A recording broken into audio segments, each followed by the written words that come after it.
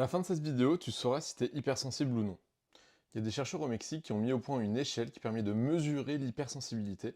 Donc je vais te la donner juste après. Si jamais tu as 11 critères sur les 18 au moins, tu peux être considéré comme hypersensible. Et si jamais vous avez plus de 11, alors surtout vous inquiétez pas, vous pouvez aller voir sur mon compte, j'ai plein de contenus et de carousels qui vous permettent de mieux vivre avec une hypersensibilité. Le premier point, c'est que tu ressens facilement les émotions des autres, même si elles t'appartiennent pas. Ensuite, c'est que tu es facilement épuisé lorsqu'il y a des sons forts ou chaotiques ou bruyants autour de toi. Puis que tu sursautes facilement. Ensuite, il y a aussi le fait de quand tu as une émotion qui est négative, tu peux avoir des symptômes physiques et une douleur physique. Tu as l'impression que tu ressens la douleur ou le bonheur de façon plus intense que les autres. Tu as souvent des problèmes avec certaines couleurs vives ou même des tissus ou des sensations qui sont plutôt agressives. Une fois que tu as passé toute ta journée à l'école ou au travail, t'as qu'une envie, c'est de rentrer chez toi et de t'enfermer. Tu commences à être nerveux et anxieux lorsque tu as trop de choses à gérer. Tu commences à être irritable lorsque tu as faim. Tu as l'impression que dès qu'il y a des changements de programme, tu es déstabilisé plus facilement que la moyenne. Tu as une vie intérieure, donc dans ta tête, qui va être riche et intense, où tu as un gros imaginaire. Tu vas vite te sentir submergé par toutes les stimulations qu'il peut y avoir autour de toi. Ton système nerveux est vite à bout, ça veut dire que tu es facilement anxieux ou stressé. Et un autre point, c'est que tu as besoin de faire des pauses régulièrement pour pouvoir récupérer. Et le dernier point, c'est que tu as du mal à te concentrer dans un environnement qui est bruyant.